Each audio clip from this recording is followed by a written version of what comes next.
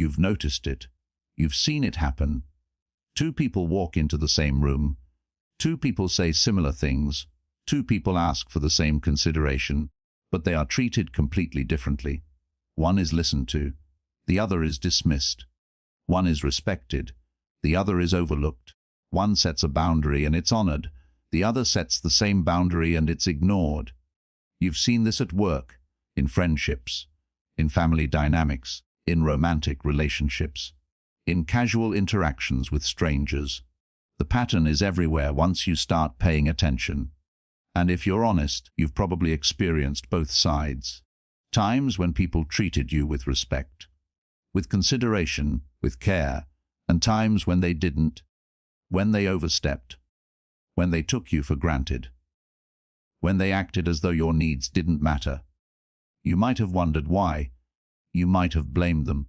Their lack of respect, their selfishness, their inability to see your value, and maybe that's part of it.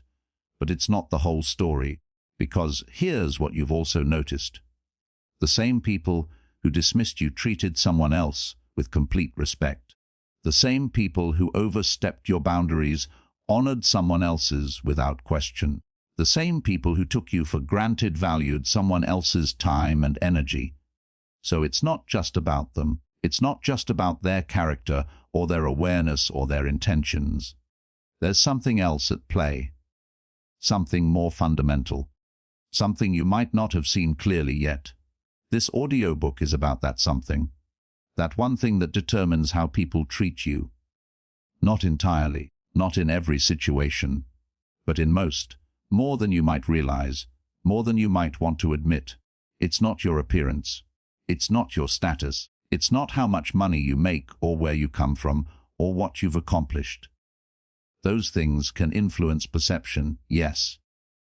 But they're not the core. The core is quieter, more subtle, more powerful, and completely within your control. You emit signals, constantly, in every interaction, through your words, your tone, your body language, your choices, your reactions. These signals are not random. They reflect something deeper, and people respond to them, not consciously always, but consistently. They respond to how you carry yourself, how you speak, how you react when someone tests a boundary, how you handle yourself when things don't go your way, how you show up when you're uncomfortable or uncertain or under pressure. They respond to whether you seem sure of yourself or constantly seeking validation, whether you appear grounded or desperate, whether you hold your own or fold at the first sign of resistance. All of this communicates something, and what it communicates determines how people treat you. You've met people who seem to command respect effortlessly, not through force, not through status, just through presence, through the way they hold themselves, the way they speak, the way they set limits without apology or aggression. People respond to them differently, not because those people demand it, but because something about them makes disrespect feel inappropriate. You've also met people who are constantly walked over, not because they're weak, not because they're bad people, but because something about how they show up invites it. They apologize too much. They explain too much. They accept treatment they clearly don't want. And people, consciously or not, register that and respond accordingly. This is not about blaming anyone. This is not about saying you deserve poor treatment. If you receive it, you don't. No one does. But blame and deserving are not the point. Understanding is. Understanding that there is a pattern, a predictable, repeatable pattern in how people respond to certain signals. And those signals come from you, from how you see yourself, and how that self-perception shows up in your behavior. Most people don't see this clearly. They see the treatment. They see the outcome. But they don't see the signals they're sending. They don't see the connection between their internal state and the external response. So they stay confused, frustrated, wondering why people don't treat them the way they want to be treated, wondering why respect feels so inconsistent, why some people seem to get it automatically while they have to fight for it. This audiobook will show you what they're missing, what you might be missing. It will show you the one thing that influences how people treat you more than anything else. And it will show you how to shift it. Not by manipulating others, not by pretending to be someone you're not, but by aligning your external behavior with your internal value. Because the gap between those two things is where the problem lies. When who you are inside doesn't match how you show up outside, people respond to what they see, not to what you know is true about yourself. And what they see is determined by one thing. One quiet, consistent, powerful thing. If you've ever felt overlooked, you need to hear this. If you've ever felt disrespected and couldn't understand why, you need to hear this.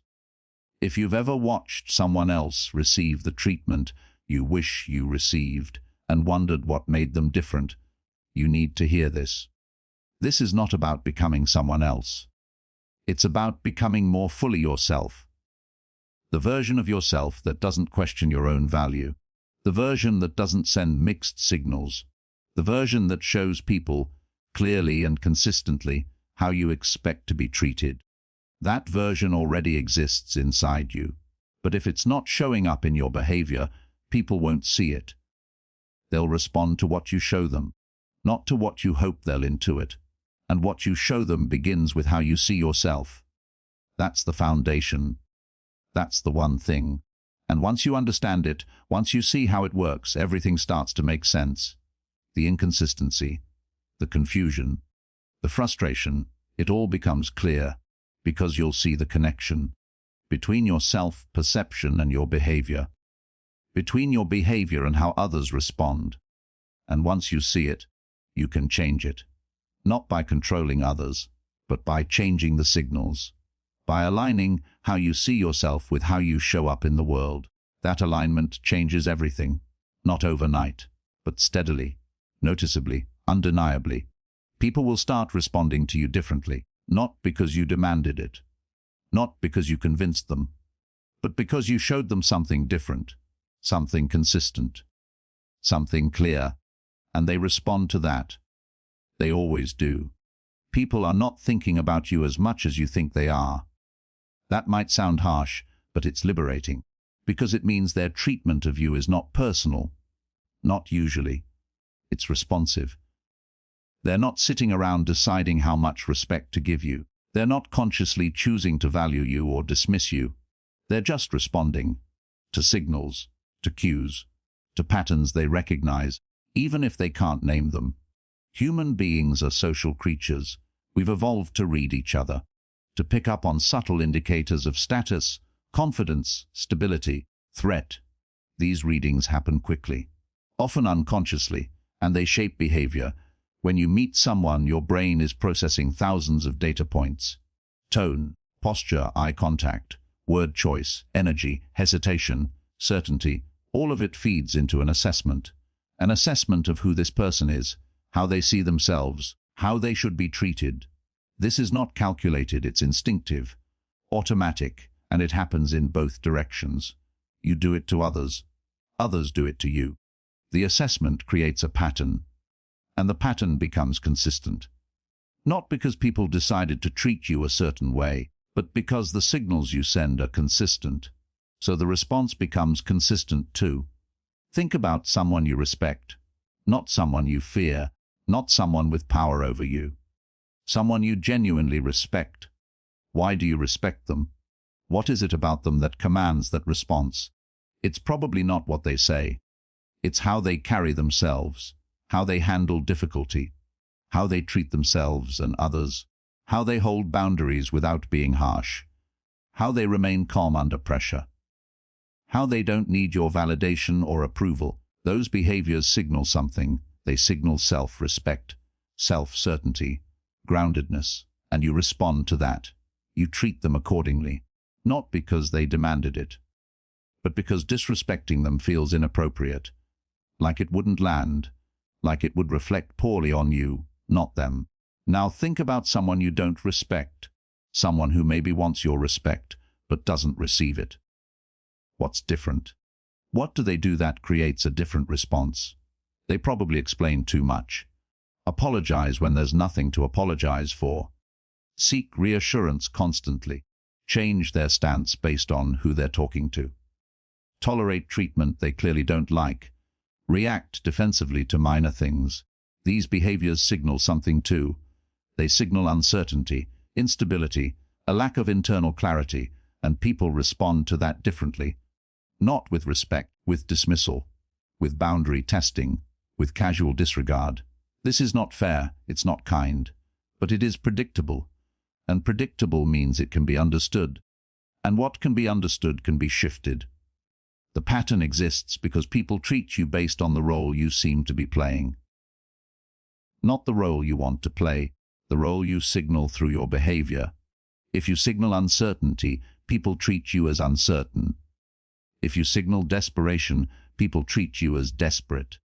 If you signal that your boundaries are negotiable, people negotiate them. If you signal that your time and energy are freely available, people take them freely. This happens in every context. At work, if you consistently say yes to everything, take on extra work without being asked, and never push back, people learn that you're the person who does that. And they treat you accordingly. They don't see you as someone with limits, because you haven't shown them limits.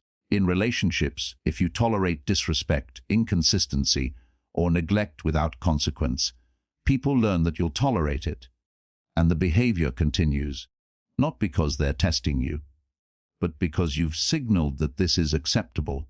In friendships, if you're always available, always accommodating, always the one who adjusts, people learn that your needs are flexible, and they stop considering them as carefully. Not out of malice, out of pattern. You've trained them to expect that you'll handle it. This is not blame. This is observation. The same way water flows downhill, people flow toward the path of least resistance. And if you are always the path of least resistance, that's the path they'll take. But if you signal something different, the response changes. If you set a boundary and hold it calmly, people adjust. If you say no without over-explaining, they accept it. If you show that your time has value by protecting it, they treat it as valuable. Not everyone, not immediately, but most people, over time, because the signals are clear, and clear signals get clear responses. The reason treatment feels random is because you're not seeing the signals. You're focused on intentions, on what you meant, on what you hoped people would understand. But people don't respond to your intentions, they respond to your behavior. And if your behavior is inconsistent, the response will be inconsistent. If you set a boundary one day and ignore it the next, people won't take the boundary seriously. If you assert yourself sometimes and shrink other times, people won't know which version is real. Inconsistency creates confusion, and confusion creates instability, and instability invites testing. People push to see where the real line is, not to hurt you, but to understand the actual rules. If you want consistent, respectful treatment, you need consistent, clear signals. And those signals start with how you see yourself. Because if you don't see yourself as someone worthy of respect, that uncertainty shows up in your posture, in your tone, in your willingness to accept less than you deserve, and people register it and respond. But if you see yourself clearly, if you know your value without needing others to confirm it, if you're grounded in who you are and what you will and won't accept, that shows up too, in the same ways, and people respond to that instead. This is the pattern. This is why treatment is not random. It's responsive, predictable, based on signals you're sending whether you realize it or not. And the strongest signal, the one that shapes everything else, is how you see and treat yourself. The one thing people respond to most is this: your self-perception. How you see yourself, how you value yourself, how you treat yourself, and how all of that shows up in your behavior. This is not about arrogance. It's not about thinking you're better than others. It's about internal clarity, about knowing who you are, what you're worth, what you will and won't accept, and living in alignment with that knowledge. When that alignment is strong, people sense it. They don't need you to announce it. They don't need you to explain it. They feel it. in how you carry yourself, in how you speak, in how you respond when boundaries are tested. And they adjust, not because you forced them, but because your clarity creates a frame, a context, a set of unspoken rules that feel natural to follow. When the alignment is weak, people sense that too. They sense the doubt, the need for approval, the willingness to compromise yourself to avoid conflict, and they respond to that with less care, less consideration, less respect. This happens in subtle ways. It's not always dramatic. Most of the time it's quiet. Small adjustments in how people speak to you, how much effort they put into the relationship, how seriously they take your words. Someone with strong self-perception says no once and it lands. Someone with weak self-perception says no 5 times and people keep pushing. Same word, different signaled. The difference is not in the word, it's in the energy behind it. The certainty, the lack of apology, the absence of doubt. Strong self-perception doesn't need to defend itself. It doesn't need to justify, it just states, calmly, clearly, and moves on. There's no emotional charge, no desperation to be understood, just clarity. Weak self-perception over-explains, it softens, it seeks permission, it apologizes for existing, and all of that communicates uncertainty, and uncertainty invites questioning. People test boundaries when they sense uncertainty, not to be cruel, but because the boundary doesn't feel solid. It feels negotiable, like maybe it's not really a boundary, just a preference, or a mood. But when a boundary is stated with certainty, with calm finality, it doesn't feel negotiable. It feels like a fact, like gravity. You don't argue with it, you just accept it and adjust. That certainty comes from self-perception, from seeing yourself as someone whose limits matter, whose needs are valid, whose time and energy have value. If you see yourself that way, you protect those things naturally, not aggressively, not defensively, just matter-of-factly, and people respond to that matter-of-factness with respect. If you don't see yourself that way, you don't protect those things. You let them be eroded, slowly, quietly, through small concessions that add up over time, and people learn that your boundaries are flexible, that your limits are suggestions, that your needs are optional. This is not their fault. It's just pattern recognition. They're responding to what you're showing them. Let's be specific about how self-perception shows up in behavior, because this is where theory becomes observable, where internal beliefs become external reality. When you respect yourself, you don't apologize for taking up space. You don't minimize your needs. You don't laugh along when someone makes you the punchline. You don't accept treatment that violates your standards just to keep the peace. You speak clearly. You make eye contact. You don't rush to fill silence. You don't seek validation after every statement. You state your position and you're comfortable letting it stand.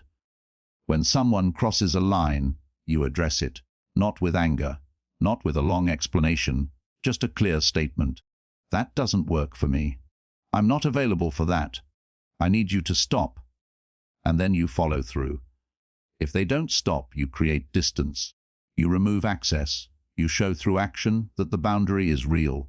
This is self-respect in motion, and it's visible. People see it, they feel it, and they respond. When you don't respect yourself, the opposite shows up. You apologize for things that aren't your fault. You minimize your needs to avoid being inconvenient. You tolerate disrespect because addressing it feels uncomfortable. You hedge when you speak. You seek approval with your eyes. You rush to fill silence because it feels awkward. You check in constantly to make sure people aren't upset with you. When someone crosses a line, you either ignore it or you explain why it bothered you, seeking their understanding instead of simply enforcing the boundary. And when they cross it again, you tolerate it. Because enforcing consequences feels mean, or because you're afraid of conflict, or because you don't believe your boundaries are worth protecting. This is also visible, and people respond to this too, with less consideration, less care, less respect.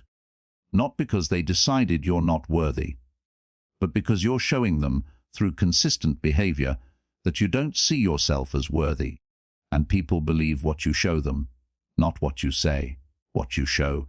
You can say you deserve respect while accepting disrespect, but people will respond to the acceptance, not the words.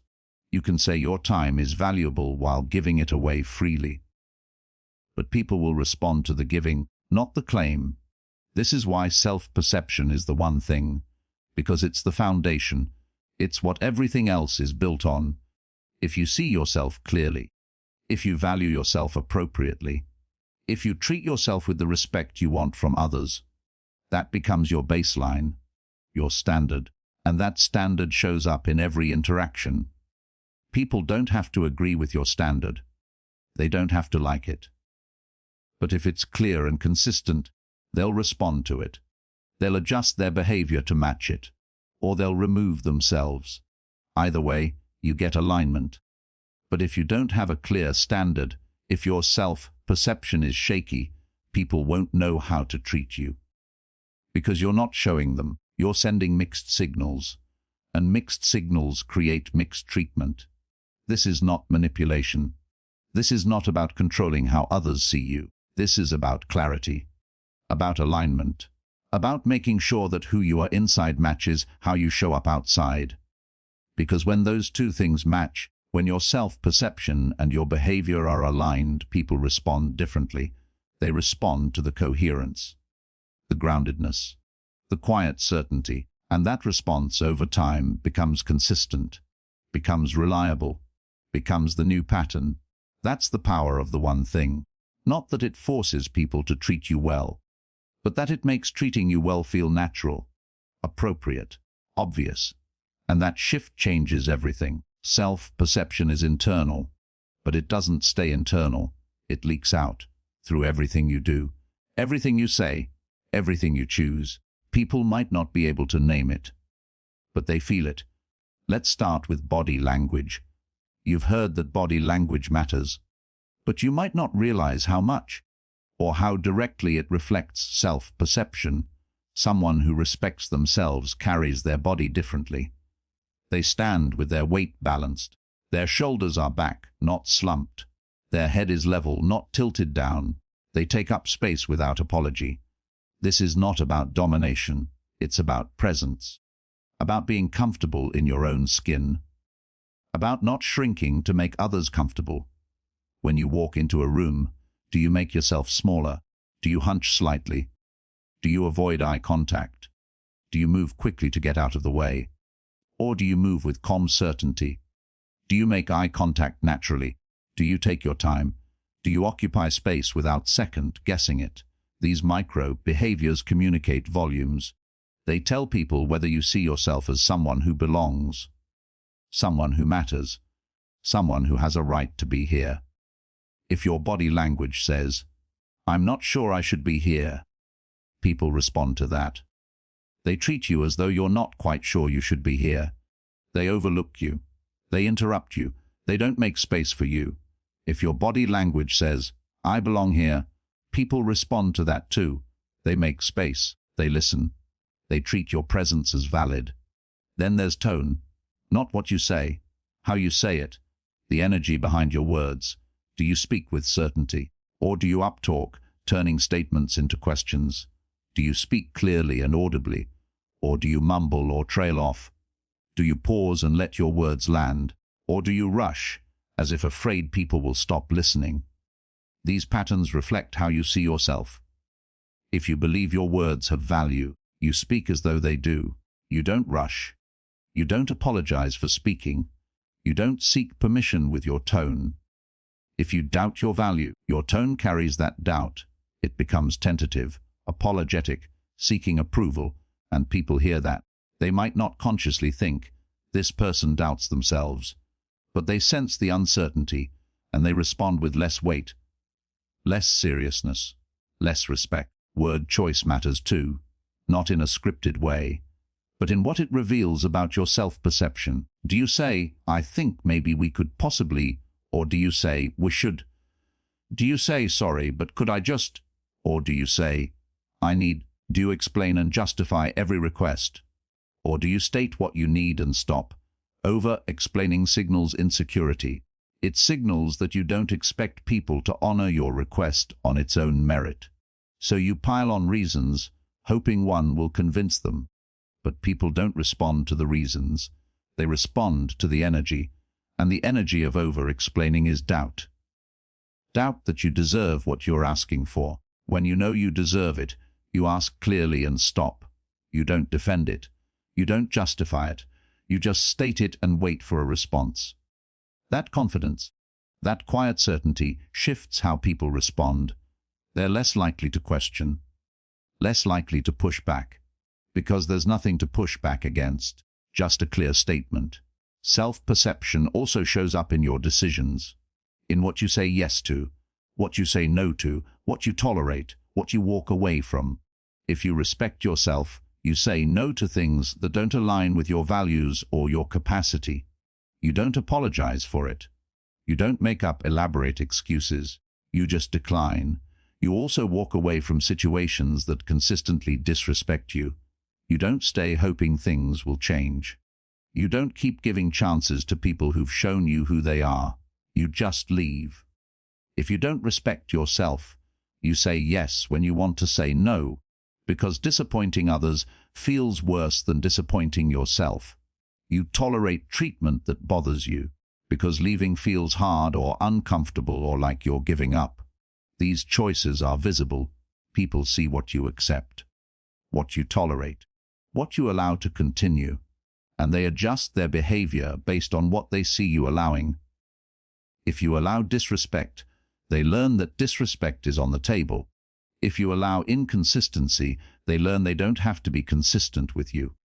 If you allow yourself to be deprioritized, they learn that prioritizing you is optional. This is not conscious. They're not thinking, I can disrespect this person because they allow it. They're just noticing that there are no consequences, that the behavior continues without issue. So it becomes the norm. Your reactions also reveal self-perception. How you respond when things don't go your way, when you're criticized, when someone tests a boundary, when conflict arises. Do you become defensive immediately? Do you collapse and apologize? Do you lash out, or do you stay grounded? Groundedness signals self-respect. It says, I'm okay. I don't need to defend myself because I'm secure in who I am. I can hear feedback without falling apart or attacking back. Defensiveness signals insecurity. It says, I'm not sure of my value, so any criticism feels like a threat. Over-apologizing signals the same thing. It says, I'm not sure I deserve to take up space, so I apologize preemptively for existing. People respond to groundedness with respect. They respond to insecurity with less care, not because they're cruel, but because insecurity is unstable, and instability doesn't inspire confidence or respect. Finally, self-perception shows up in how you treat yourself in front of others. Do you speak poorly about yourself? Do you make yourself the butt of jokes? Do you minimize your accomplishments? Do you accept less than you need because you don't want to seem demanding? All of that teaches people how to treat you. If you treat yourself as less than, they will too. If you disrespect yourself publicly, they'll feel comfortable doing the same. But if you speak about yourself with quiet respect, if you acknowledge your value without arrogance, if you protect your needs without apology, people register that, and they mirror it back. This is not about perfection. You don't have to be confident every second. You don't have to have flawless body language or never doubt yourself. But the overall pattern matters. The consistent signal, the baseline. If the baseline is self-respect, occasional moments of doubt won't erase that. People will respond to the pattern, not the exception. But if the baseline is doubt, occasional moments of confidence won't change the overall response. Because the pattern is what people trust. The pattern is what they respond to. So the question is, what pattern are you showing? What does your body language, your tone, your word choice, your decisions, your reactions consistently communicate about how you see yourself? Because that's what people are responding to. Not your intentions, not your inner thoughts, but the external pattern. And if you want the response to change, The pattern has to change first. Boundaries are not walls. They're not punishments. They're not about controlling other people. Boundaries are clarity. They're information. They're you telling the world what you need to function, to feel safe, to maintain your integrity. And how you set them, how you hold them, and whether you enforce them says everything about how you see yourself. Someone with strong self-perception sets boundaries calmly. They don't ask permission. They don't apologize. They don't over-explain. They simply state the boundary and move on. I'm not available after 8 p.m. I don't discuss that topic. I need a day to think about it before I answer. These statements are clear. They're not defensive. They're not aggressive. They're just information. And when delivered with quiet certainty, they're rarely challenged, because the energy behind them says, this is not negotiable, not in a harsh way, just in a factual way. But someone with weak self-perception approaches boundaries differently. They soften them. They couch them in apologies. They present them as requests instead of statements. I'm sorry, but I'm kind of busy after 8, so maybe we could. I don't really like talking about that, but if you want to, I think I might need a little time. Is that okay? These sound similar on the surface, but the energy is completely different. The first set is grounded. The second set is asking for permission. And when you ask for permission to have boundaries, people sense that the boundary is optional. So they push, not maliciously, but because the boundary feels soft, like it might bend. Like maybe if they explain why they need this from you, you'll give in. And often you do. Because you're not sure your boundary is valid. You're not sure you have the right to say no. So when challenged, you fold. This teaches people that your boundaries aren't real. They're preferences, suggestions, things you'd like but don't actually require. And once that's been established, your boundaries stop being respected. Not because people are terrible, but because you've shown them, through repeated behavior, that boundaries with you are negotiable. The opposite is also true. When you set a boundary and hold it, people learn. They learn that you mean what you say, that your limits are real, that pushing won't work. This doesn't mean they'll like it. Some people won't. Some people will test harder. Some will get upset. But that reaction is information. It tells you who respects boundaries and who doesn't. And that's useful, because people who can't respect boundaries don't belong in your life. Or at least not in the inner circles. And the sooner you learn that, the sooner you can adjust accordingly. Boundaries also communicate value. Not just what you won't accept, but what you will, what you require, what you need to feel respected and valued. If you don't have boundaries around your time, you're communicating that your time has no value. That anyone can take it for any reason, and people will. If you don't have boundaries around how you're spoken to, you're communicating that disrespect is acceptable, and people will speak to you disrespectfully. If you don't have boundaries around your energy and effort, you're communicating that you're endlessly available, and people will drain you. This is not their fault. You're not setting the boundary, so they don't know where the line is. They're just operating in the space you've given them. But when you set boundaries, you're drawing lines. You're saying, this is where I end and you begin. This is what I need. This is what I won't tolerate. And people who care about you will respect that. They might not understand it. They might wish it were different. But they'll respect it. Because they value the relationship more than the convenience. People who don't respect it are showing you something important. They're showing you that they value their access to you more than your well-being. That they want you available on their terms, not yours. That's not a relationship. That's use. And recognizing that allows you to make different choices. Boundaries also need consistency. This is where most people fail. They set a boundary. It gets tested. They enforce it once. Then they let it slide the next time because they're tired, or because they don't want conflict, or because the person seemed really sorry. But inconsistency destroys boundaries. If you enforce a boundary once but not the next 5 times, people learn that the boundary is conditional. That if they push enough, or wait until you're tired, or apologize, it will disappear. So they keep pushing, because the boundary isn't reliable. Reliable boundaries are enforced every time, not with drama, not with anger, just with calm consistency. If someone crosses the line, you address it every time, same tone, same clarity, same consequence. That consistency builds trust. Not in the other person, in yourself. You learn that you can rely on yourself to protect your limits, and that self-trust changes everything. It changes how you show up, how you speak, how you carry yourself, because you're not anxious about whether you'll enforce your boundaries. You know you will, so you're grounded, and that groundedness, that certainty, is what people respond to. Boundaries are also not about punishment, they're about protection. You're not setting boundaries to hurt people or to prove a point.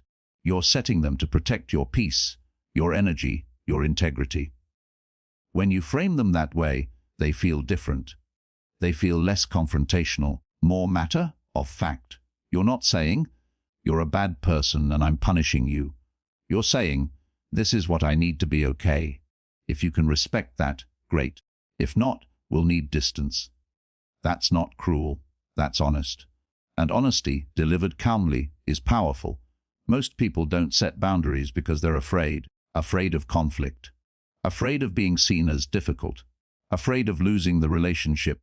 But what they don't realize is that relationships without boundaries aren't real. They're performances. You're performing the version of yourself that keeps the peace, the version that doesn't make waves, the version that's endlessly accommodating, and people respond to that performance, not to you, because they don't know the real you.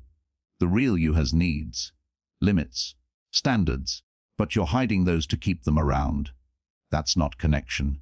That's caretaking. And it's exhausting. Real connection happens when you're honest, when you show people who you are, what you need, and what you won't accept, and they choose to stay anyway. The people who leave when you set boundaries weren't for you. They were for the performance. And losing them makes space for people who can handle the real you. Boundaries are a filter. They filter out people who don't respect you, who can't handle your limits, who need you to be small so they can feel big. And yes, that might mean losing people. That might mean loneliness for a while. But it also means clarity. It means the people who stay are people who see you and choose you anyway.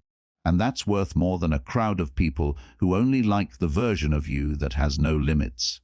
So boundaries are essential. Not optional, not something you add when you're feeling strong, but foundational. Because they communicate how you see yourself. They show people what you believe you deserve, and people believe what you show them.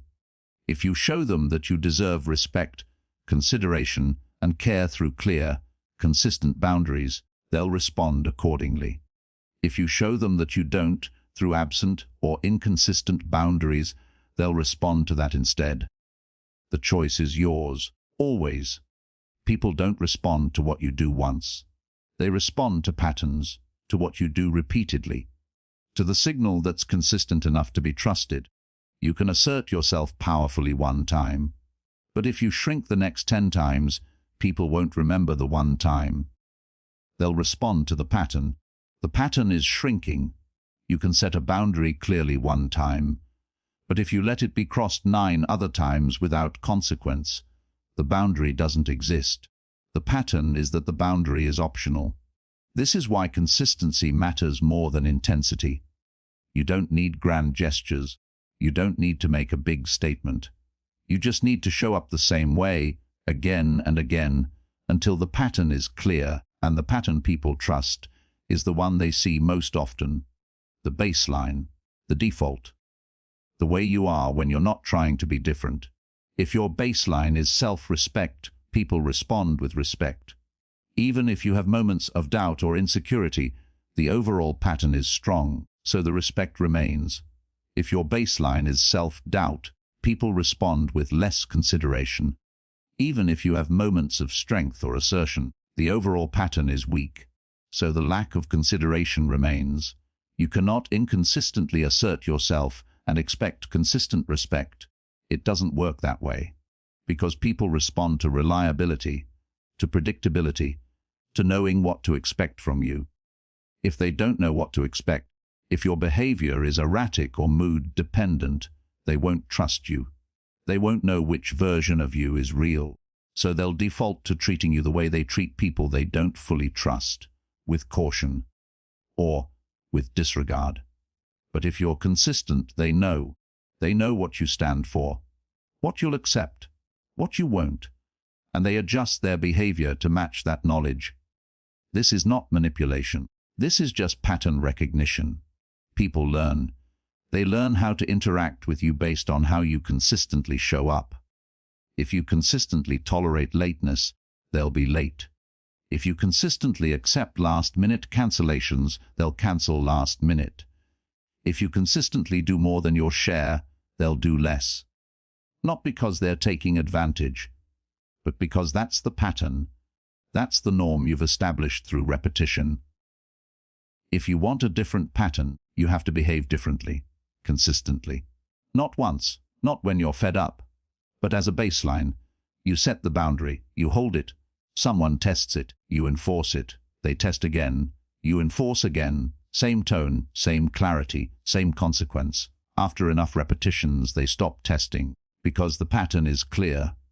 The boundary is real, and testing it doesn't yield results. That's how you train people. Not through force, through consistency. The same applies to how you show up in other ways. If you consistently speak with certainty, people listen.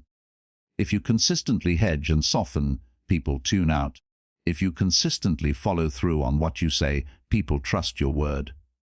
If you consistently flake or change your mind, people stop taking your commitments seriously. Your reputation is built through repeated behavior, not through who you say you are, but through who you consistently show yourself to be. And people respond to that reputation, to the pattern they've observed over time. This is why one-off changes don't work. You can't have weak boundaries for months and then suddenly assert yourself once and expect everything to shift. People won't trust it. They'll think it's a mood, an anomaly. They'll wait for you to go back to normal. And if you do, if you revert to the old pattern, their assumption is confirmed. The assertion was temporary.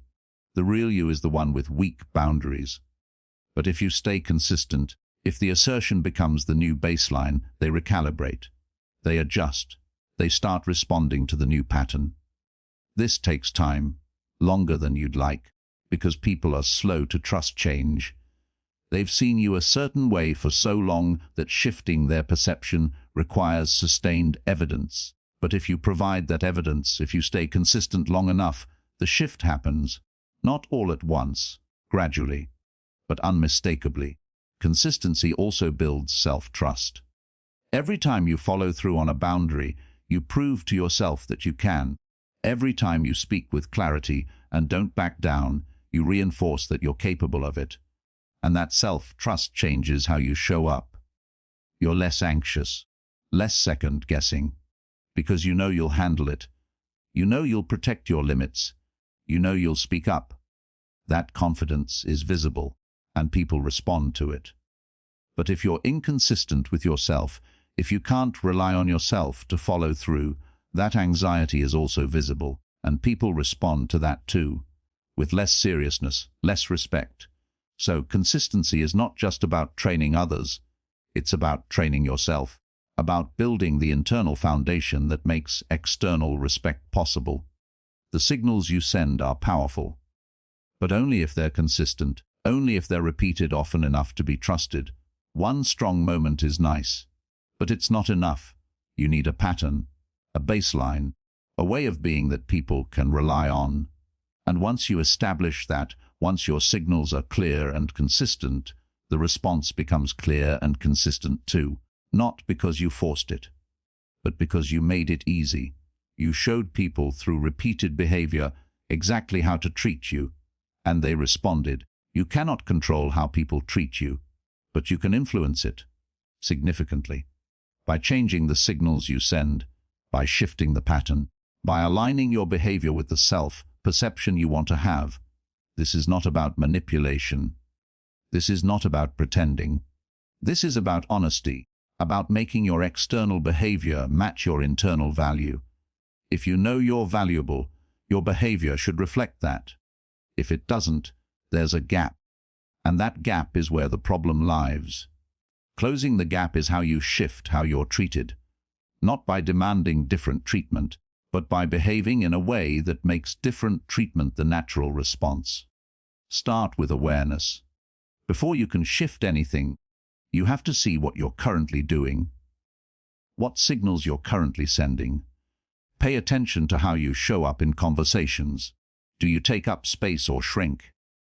Do you speak with certainty or hedge? Do you maintain eye contact or look away? Pay attention to your boundaries.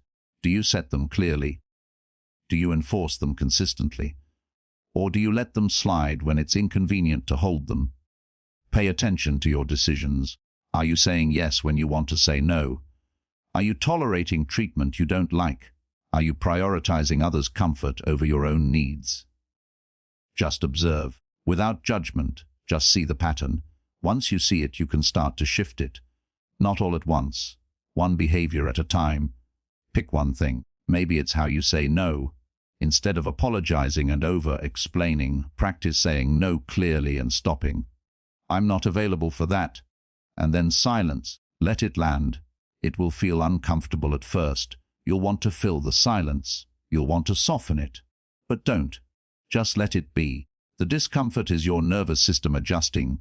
You're breaking an old pattern. That always feels strange. But strange doesn't mean wrong. Do it again and again until it feels less strange, until it becomes the new normal. Then pick another behavior. Maybe it's your posture.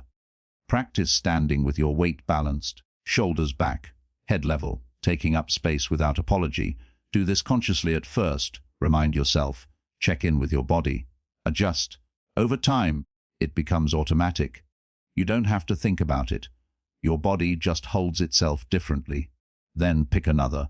Maybe it's your tone. Practice speaking without up-talking. Practice letting your statements be statements, not questions.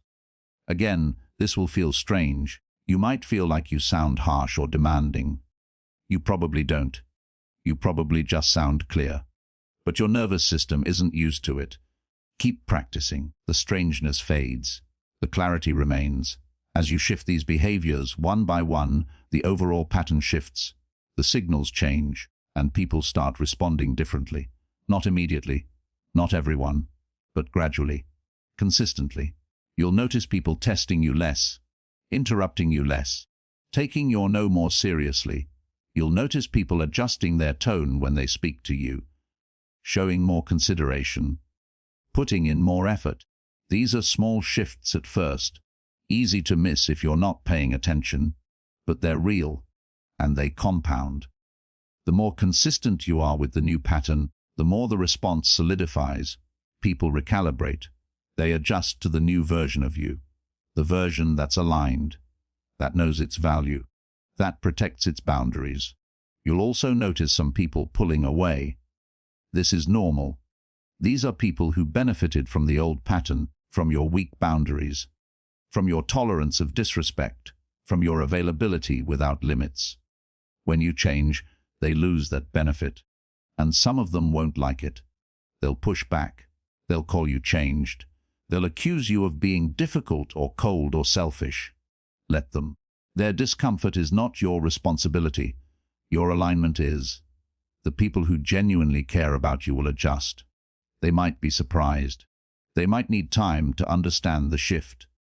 But they'll respect it. Because they value you, not just what you do for them.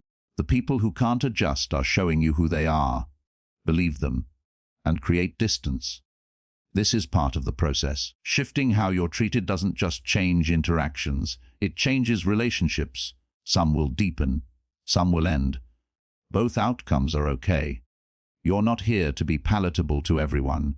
You're here to be aligned with yourself. And alignment sometimes requires loss, but what you lose in misaligned relationships, you gain in peace. in clarity, in self-respect.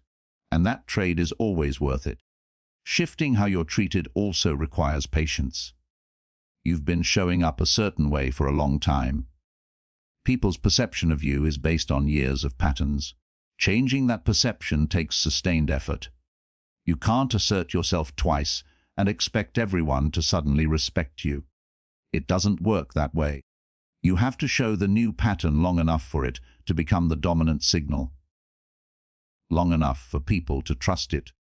Long enough for it to override the old perception. This might take months, it might take longer. But every day you show up aligned, you're building the new pattern. And the new pattern is what people will eventually respond to. So be patient. With others, with yourself. Change is slow, but it's real. And as you continue, as the new behaviors become more natural, you'll notice something else. It gets easier. At first, setting boundaries feels hard. Saying no feels uncomfortable. Taking up space feels awkward. But the more you do it, the more natural it becomes. Your nervous system adjusts. Your identity shifts. You start seeing yourself as someone who does these things, and when it's part of your identity, it's no longer effortful. It's just who you are. And when it's who you are, people respond to it as fact. Not as performance, not as something you're trying, but as reality. That's when the shift becomes permanent. When the new pattern is so ingrained that you don't have to think about it anymore. You just live it. And people respond accordingly. This is how you shift how you're treated, not by demanding it, not by convincing people, but by changing yourself, by aligning your behavior with your value, by becoming consistent, by holding the new pattern until it becomes the only pattern, and then letting people respond to that. Most will. Some won't, and that's okay, because you're not doing this for them. You're doing it for you. Respect is not given randomly.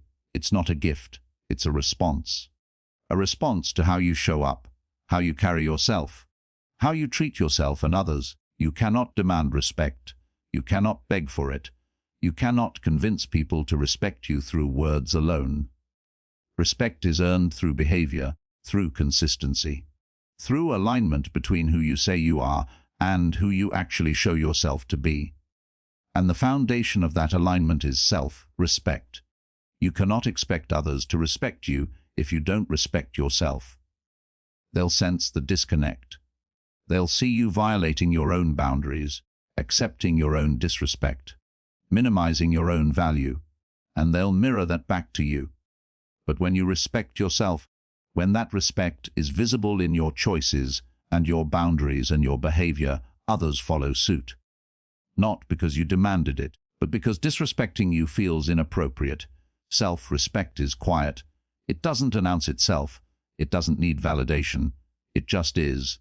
It shows up in small ways, in how you speak about yourself, in how you protect your time, in how you respond to mistreatment. Someone with self-respect doesn't tolerate disrespect, not out of arrogance. Out of clarity, they know their value. And they know that accepting disrespect diminishes that value. So they don't accept it. They address it calmly. They create distance if it continues. They don't make excuses for people who don't treat them well. This is not coldness. This is standards. Standards are essential. They're the line between what you will and won't accept. And having clear standards communicates self-respect. If your standards are low, if you accept treatment that violates your values or your peace, you're communicating that you don't value yourself highly. If your standards are clear, if you only accept treatment that aligns with your worth, you're communicating the opposite. And people respond to that communication. They rise to your standards or they remove themselves. Either way, you win. Because you're surrounded only by people who meet your baseline. Becoming someone who is respected also requires letting go of the need to be liked by everyone. Respect and likability are not the same thing. Some people won't like you when you have boundaries, when you say no, when you take up space, when you don't shrink to make them comfortable. That's okay. You're not here to be universally liked. You're here to be respected by others, and most importantly, by yourself. Likability often requires self-abandonment, saying yes when you want to say no, tolerating what you don't like, performing a version of yourself that's more palatable. Respect requires the opposite. It requires being yourself, fully, even when that's uncomfortable for others. And the people who respect you will do so because you're aligned, because you're honest, because you don't perform. Those are the people worth keeping. Becoming someone who is respected also means accepting that some people will test you, especially in the beginning. Especially if you're changing.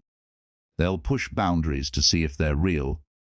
They'll challenge your no to see if it's firm. They'll disrespect you to see if you'll tolerate it. This is not personal, it's just pattern recognition. They're checking whether the new version of you is real or temporary. Your job is to show them it's real by enforcing the boundary, by holding the line, by not wavering. You don't have to be harsh. You don't have to explain. You just have to be consistent. And once they realize the boundary is real, most people stop testing. They adjust. They respect the line. The ones who don't are showing you they're not capable of respecting you. And that's useful information. Respect also requires self-awareness. You have to know who you are, what you value, what you stand for, what you will and won't accept. If you don't know these things, you can't communicate them. You send mixed signals. You're uncertain, and uncertainty does not inspire respect. But when you're clear, when you know yourself, and you're comfortable with that knowledge, it shows. In your decisions, in your boundaries, in your presence, and people respond to that clarity with respect. So spend time with yourself. Understand what matters to you, what your non-negotiables are, what kind of treatment you require to feel valued, and then align your behavior with that understanding. Don't compromise on the things that matter. Don't tolerate treatment that violates your values. Don't shrink yourself to fit into spaces that require you to be small. Just be yourself, fully, consistently, and let people respond. The ones who respect that will stay. The ones who don't will leave, and your life will be filled with people who see you clearly and value you anyway. That's what respect looks like. Not universal admiration, but alignment. Connection with people who honor who you are without requiring you to change. And that starts with you, with respecting yourself enough to show the world who you are, and protecting the truth with clear, consistent boundaries.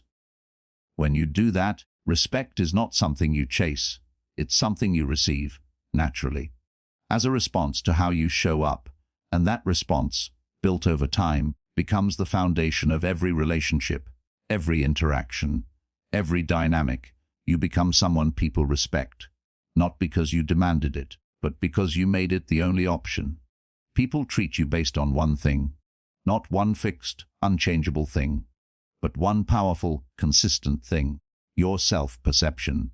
How you see yourself, how you value yourself, and how all of that shows up in your behavior, your boundaries, your decisions, your presence. This is not about perfection.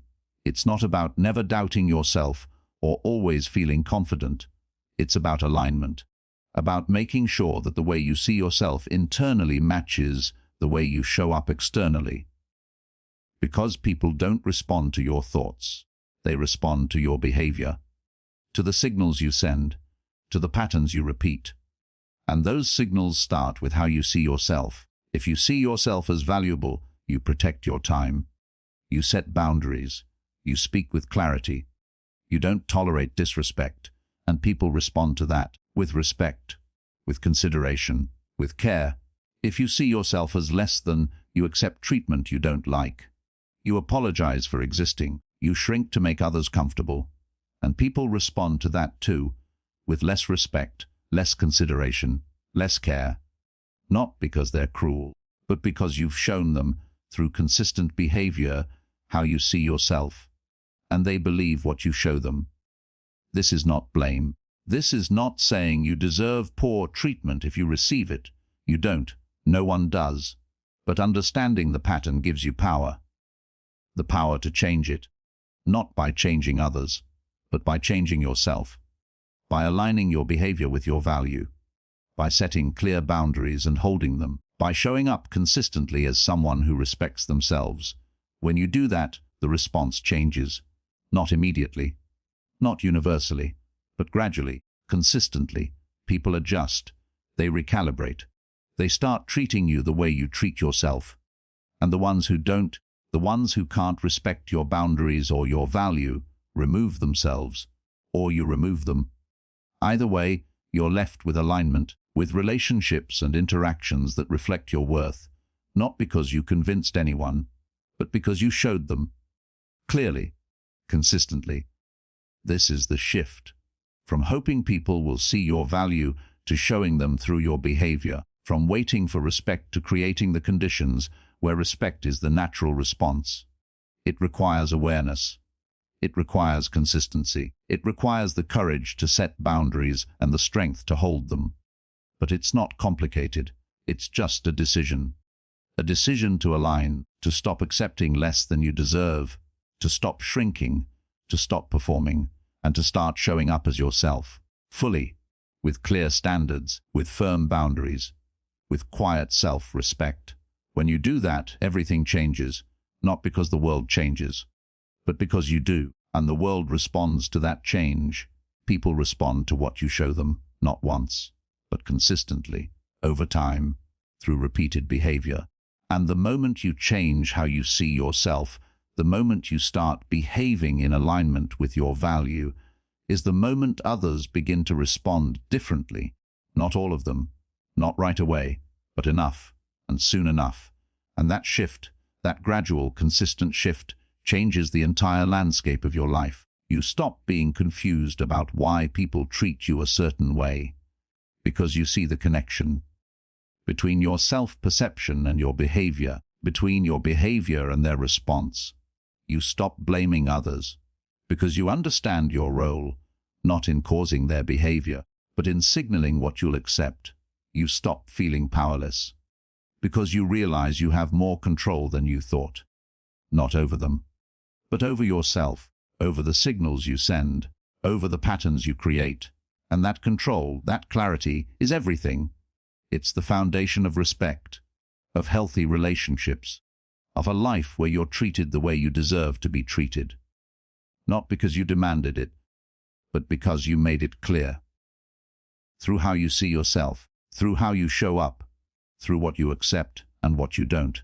People treat you based on this one thing: your self-perception, expressed through your behavior, consistently, over time. Change that and everything else follows, not perfectly, not without effort, but reliably, predictably, because people respond to patterns. And patterns are built through repetition. So, repeat the behavior you want to be known for. Repeat the boundaries you want to be respected. Repeat the self-respect you want to be mirrored back. And watch how the world responds. Not with grand gestures, but with small, consistent shifts, in tone, in consideration, in respect. Those shifts compound, they build, until one day you realize that the way people treat you has fundamentally changed, not because you got lucky, not because you found better people, but because you became someone different, someone aligned, someone who knows their value and shows it, and people respond to that. They always do. So start now, with honesty, with one small shift in how you show up, and then repeat, consistently, until the new pattern is the only pattern, until the way you see yourself and the way you show up are perfectly aligned, and until the way people treat you reflects that alignment. That's the power of the one thing. Not that it controls others, but that it clarifies you. And clarity, expressed consistently, changes everything.